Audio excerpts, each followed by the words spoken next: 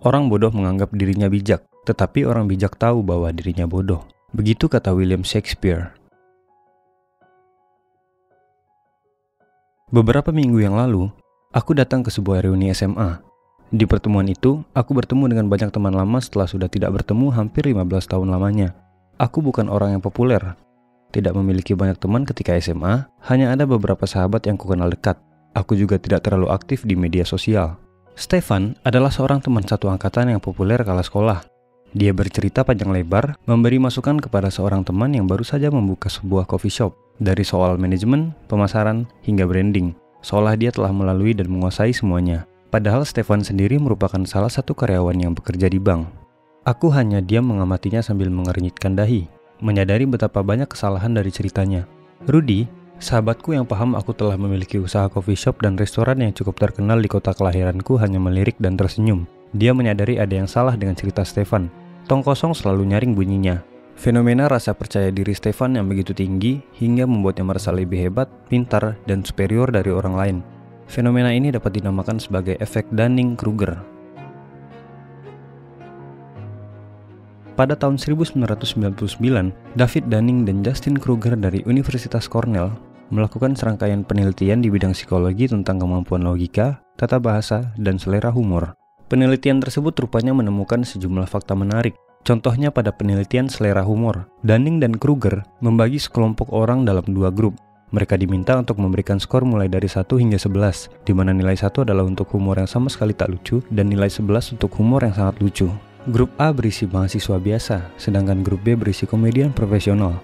Mereka masing-masing kemudian diminta untuk menilai diri mereka sendiri. Apakah mereka merasa bahwa mereka lebih memiliki selera humor yang baik? Setelah mereka memberikan hasil, peserta yang menunjukkan kemampuan dan hasil skor yang rendah dalam menentukan seberapa lucu suatu objek, justru yang merasa lebih hebat dan memiliki selera humor yang tinggi. Penelitian ini kemudian disusun dalam sebuah jurnal berjudul Unskilled and Unaware of It: How Difficulties in Recognizing One's Own Incompetence Lead to Inflated Self-Assessments. Atau dalam bahasa Indonesia adalah tidak terampil dan tidak menyadarinya, ketika kesulitan dalam mengenali ketidakmampuan diri menyebabkan meningkatnya penilaian diri. Efek Dunning-Kruger adalah suatu bias kognitif atau kekeliruan dalam menilai dan berpikir mengenai kemampuan yang dimiliki. Orang tersebut percaya bahwa ia lebih pintar dan lebih mampu daripada kenyataannya. Orang yang mengalami ini tidak menyadari kekurangannya dan tidak paham bahwa sebenarnya ia tidak kompeten di semua bidang.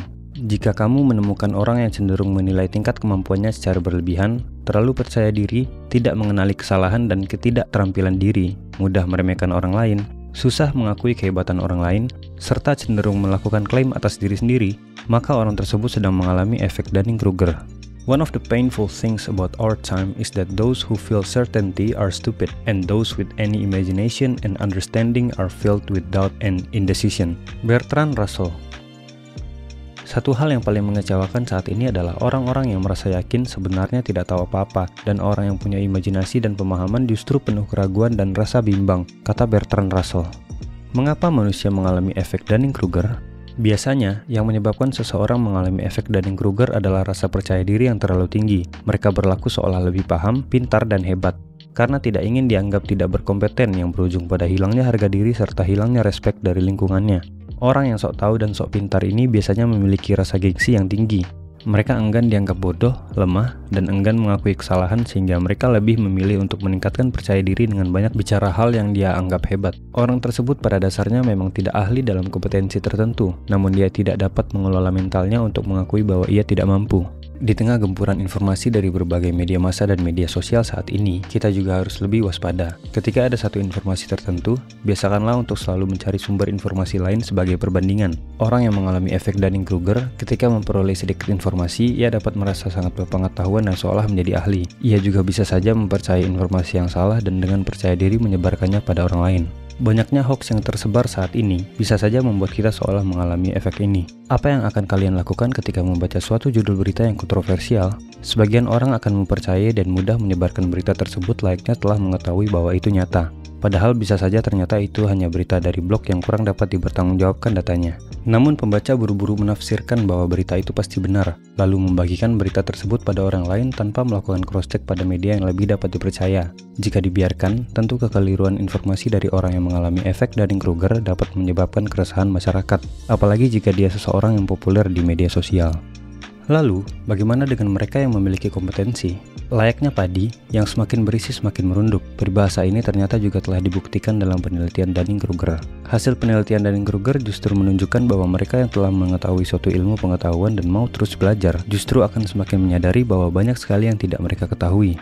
Ketika mereka memperdalam ilmu tersebut lebih detail lagi, yang terjadi bisa jadi justru mereka merasa semakin tidak percaya diri. Rasa bahwa ternyata mereka tidak menguasai apapun dan bahwa yang dipelajari itu ternyata terlalu rumit. Jika mereka mau terus belajar dan terus menggali informasi, maka rasa percaya diri itu akan mampu bangkit kembali seiring dengan bertambahnya ilmu. Dan kemudian dapat hampir menyamai rasa percaya diri ketika pertama kali mereka mulai menerima ilmu ini, namun tentunya dengan pemahaman yang lebih kompleks dan benar. Meski begitu, sayangnya masyarakat biasanya cenderung lebih percaya pada mereka yang memiliki rasa percaya diri, meski sebenarnya kompetensinya rendah. The greatest enemy of knowledge is not ignorance, it is the illusion of knowledge. Stephen Hawking. Musuh terbesar dari pengetahuan bukanlah ketidaktahuan, melainkan ilusi pengetahuan. Stephen Hawking.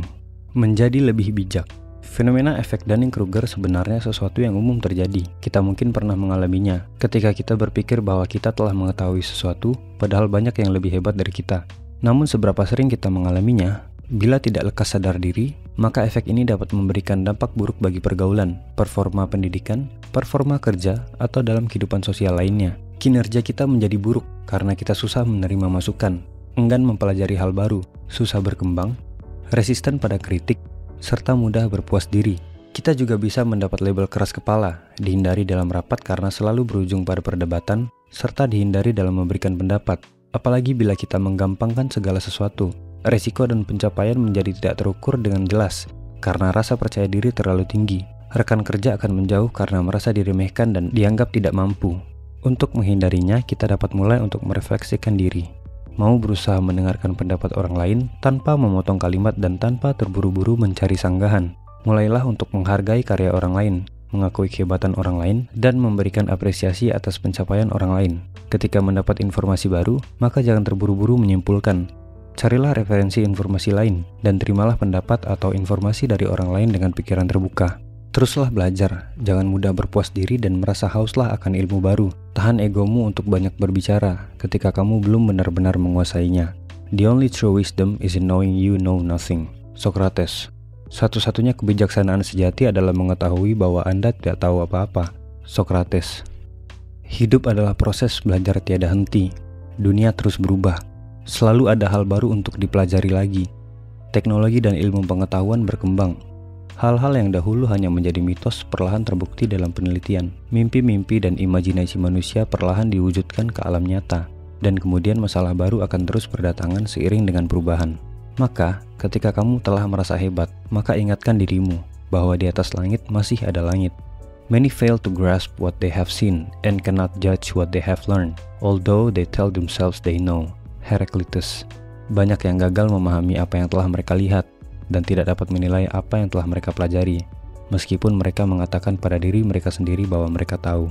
Heraclitus.